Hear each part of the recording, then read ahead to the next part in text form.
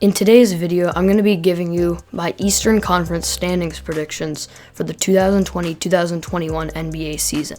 This offseason, we've seen a decent draft enter the league, a pretty weak free agency class, but also we've really seen some interesting trades this offseason.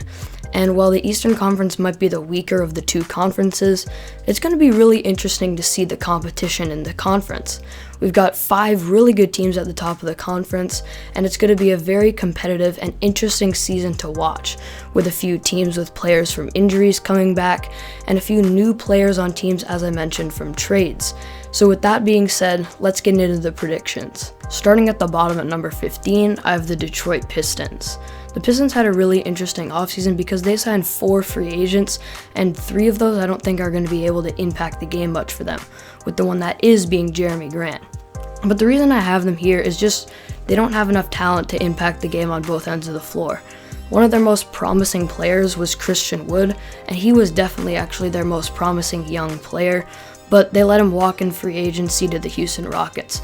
I think this guy had the potential to be a star, but they don't have him anymore, and the only good players that they have on this team now are guys like Derrick Rose and Blake Griffin, who are well past their prime and won't be able to impact the game to a winning level. So that's why I have these guys at last.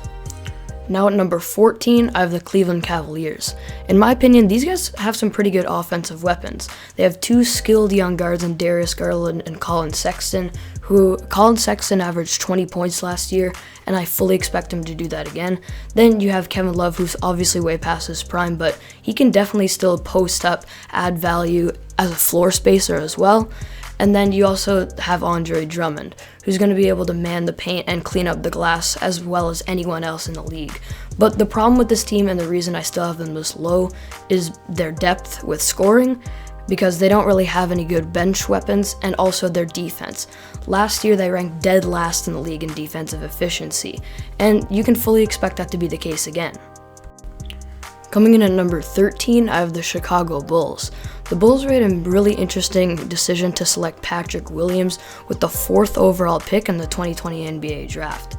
Now, I actually give them credit for doing this because Patrick Williams is the boomer bust type of player that the Bulls need to take a risk on, and he has the potential to one day become one of the best defenders in the NBA, but I just don't see him impacting the game that much in his rookie season, especially when he only averaged 9 points in college.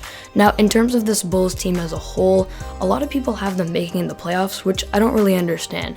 I know Lauri Markkanen's coming back, but as a whole, this team still really isn't that good. They're relying on Zach LaVine to put up 25 points per game for them, and I love Zach LaVine as a player.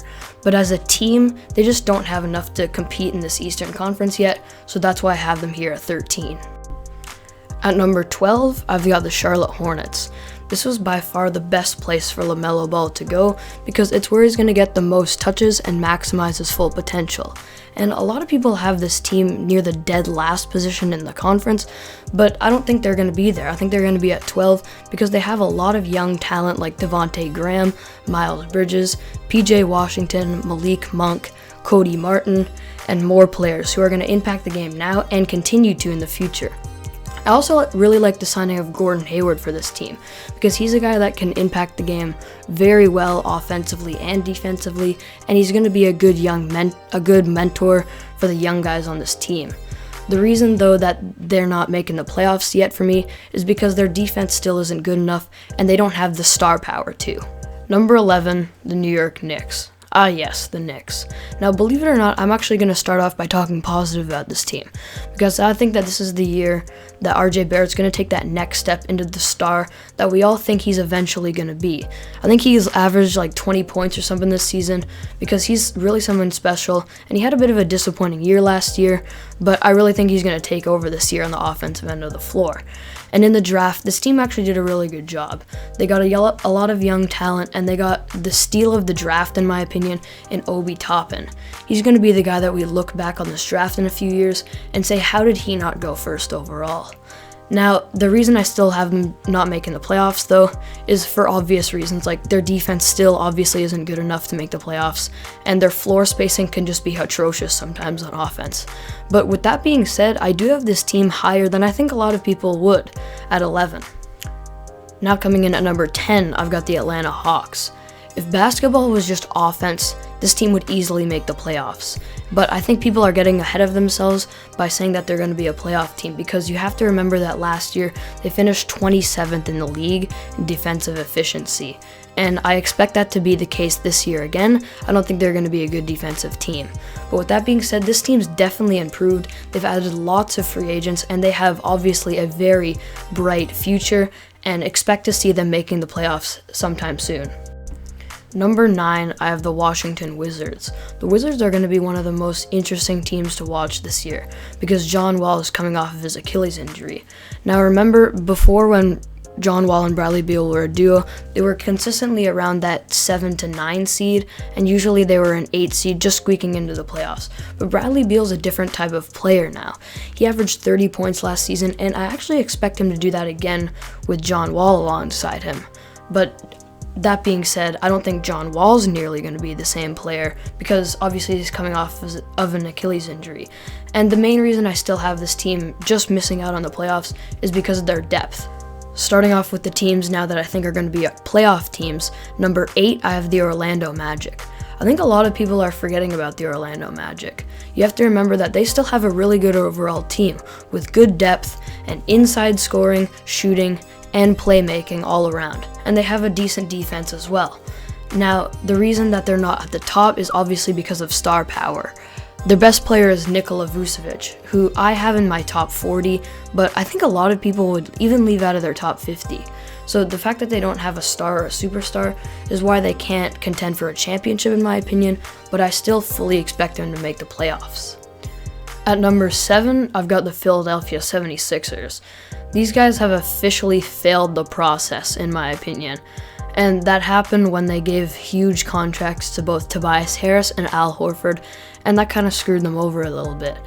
Now, that's a whole different topic for another day, but in terms of this team on the floor, in my opinion, the only way that Joel Embiid and Ben Simmons can work together as a duo and as a championship contending duo is if they're surrounded by shooters, and they're absolutely not. So they're still a really good duo, and they have a lot of promise in their games. Obviously, if you've seen them play, they're both incredible players on both ends of the floor.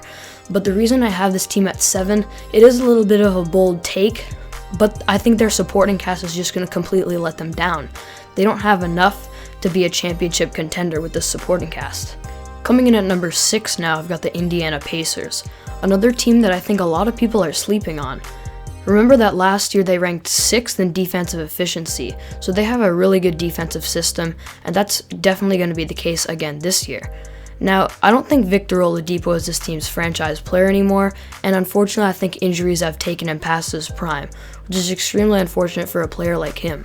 But still remember that these guys have somewhat of a big 3 in all-star Domantas Sabonis, who averaged 18 points and 12 rebounds last year, a great point guard in Malcolm Brogdon, who can definitely control the point and shoot the 3 at a very high level, and a really good scorer in TJ Warren, who averaged about 20 points per game last year, and we saw just how good he could be in the bubble seeding games. This team's still really good. Don't forget about them. I have them here at 6. Now kicking off the top 5, getting into the really good teams, and at number 5 I have the Boston Celtics. Now, a lot of people have the Celtics higher than this, and my explanation for having them at 5 is I just think that the 4 teams I've ranked ahead of them are just better. Now, the Celtics obviously are a very good team that went all the way to the conference finals last year. They have young star players in Jason Tatum and Jaylen Brown, and I actually think Jason Tatum could be a top 10 player in the league at the end of this season. But I don't have them higher and in the top 3, and it's really just because of their depth. They have a great defense, a great offense, an excellent coach in Brad Stevens, but their depth is going to hold them a little bit back. And in the playoffs, this is a different story. This is a championship contending team, but in the regular season, I have them here at 5. At number 4, I have the Toronto Raptors. Something you're going to have to know if you're going to watch this channel is I'm a huge Toronto Raptors fan. I have been for a while now. I live in Canada, and I just have to say that in 2019, when they won the NBA championship, it was an incredible experience for me. But enough of that. In videos, I'm going to be as non-biased as possible, but the reason I still have this team as a top 4 team in the Eastern Conference is because of their defense and their style of defense. They overhelp on drives, especially at the wings and in the pick and roll, to make sure that they protect the paint to the best of their ability, and they do that better than any team in the league. But then they still recover out to three-point shooters desperately, and they even hold three-point shooters to a below-average percentage. So I think they're going to have one of, if not the best defense in the league, and that's why I still have them this high. On offense, they still have really good weapons like Pascal Siakam, Kyle Lowry, and Fred VanVleet. They lost Serge Ibaka, and I can see a weakness for this team being rebounding, but they've signed Aaron Baines and Alex Len to help with that. The only other weakness I see in this team is sometimes hitting shots down the stretch, but they're still a very good team, and that's why I have them ranked here at 4. At number 3, I have the Brooklyn Nets. The Nets might be one of the most stacked teams, if not the most stacked team in the league on paper, next to probably I'd say the Lakers and the Clippers. They have Kevin Durant and Kyrie Irving coming back, and a lot of people have the Nets as their championship favorite. And I think they definitely have an opportunity to win a championship, but the reason I don't have them at number 1 in the regular season is because I can see early in the season maybe this team having some problems because they have 4 ball-dominant players. Kevin Durant, Kyrie Irving, Spencer Dinwiddie, and Karis LeVert are going to have to figure out who gets the ball during crunch time, who controls the offense, and stuff like that. But during the playoffs, this is definitely maybe the Eastern Conference favorite. And if they get James Harden somehow in a trade, like rumors have been saying they might, the same thing goes. They might get off to a rough start because of all the ball-dominant players, but then they're going to figure it out eventually. So this is why I have this team at number 3. Coming in at number 2, I have the Miami Heat. I'll be honest, last year during the start of the season, I didn't think these guys were championship contenders, but obviously they proved me wrong. I mean, they literally made it to the finals, and they've done it by building themselves an incredible and dynamic offense that reminds me of offenses like the 2014 Spurs and the 2015 Warriors. There's so much going on off ball, it's a very dynamic offense, and it's surrounded by very efficient shooters, and I believe Miami was the second best three-point shooting team in the league last year in terms of percentage. They've surrounded themselves with great shooters. On defense, they also have a really good defense, as we've seen, especially in the playoffs when they run their zone, and they have a luxury with Bam Adebayo because he can literally guard anyone 1 through 5, and I think he's a top 5 defender in the league.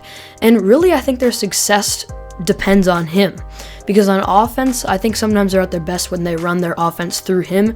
He can score down low, and also he's a very good playmaker. And then, as I mentioned, on defense, I think he's a top 5 defender in the league, and they're given a luxury because he can guard anyone on the floor. And the only reason I don't have this Heat team at number 1 is because they don't have a true top 5 player. Yes, Jimmy Butler showed how he's a superstar last year, especially in the playoffs and the finals, but he's top 10 at best. I wouldn't say he's top 5. And finally, to end off the video, at number 1 in the Eastern Conference in the regular season, I have the Milwaukee Bucks. And the Bucks have had a very interesting offseason. And the reason I have them at number 1 is obviously because they're led by Giannis. And when Giannis is at his best and his most dominant form, he can be the best player in the league. Now, the playoffs might be a different story for this team, as we know, but this offseason has been really interesting for them because I think they gave up a little bit too much in the Jrue Holiday deal, but they're doing everything they can to make Giannis happy, and Jrue Holiday does improve the team as it is right now. They also did a really good job of improving their depth as they signed bench players DJ Augustine, sharpshooter Bryn Forbes, and Bobby Portis, who can also have a good impact off the bench. And when you look at this team, their offense is really dynamic. They have Giannis, obviously, who's going to lead them, I think, to the number 1 seed, as I mentioned. They have Chris Middleton as a great second option. And then defensively, they have 3 all-defensive players, and obviously the DPOY Giannis, the excellent rim protector and pick-and-roll defender Brook Lopez, and then Jrue Holiday. So at least in the regular season, I think this Milwaukee team has what it takes to go and win the Eastern Conference again. So there you have it. Those are my predictions for the Eastern Conference. Feel free to leave your thoughts in the comment section below, what you agreed with, what you disagree with, and maybe even your own standings predictions. Just remember that we all have different opinions on these topics, and remember to respect everyone's opinion. And after all, that's what this channel is going to be all about anyway, is getting some friendly debates and conversations going in the comments about the NBA, but as long as we keep it real, it'll be fun. Once again, thank you for watching. I'll have my Western Conference standings predictions coming out in a couple days, so stay tuned for that, and I'll see you all there.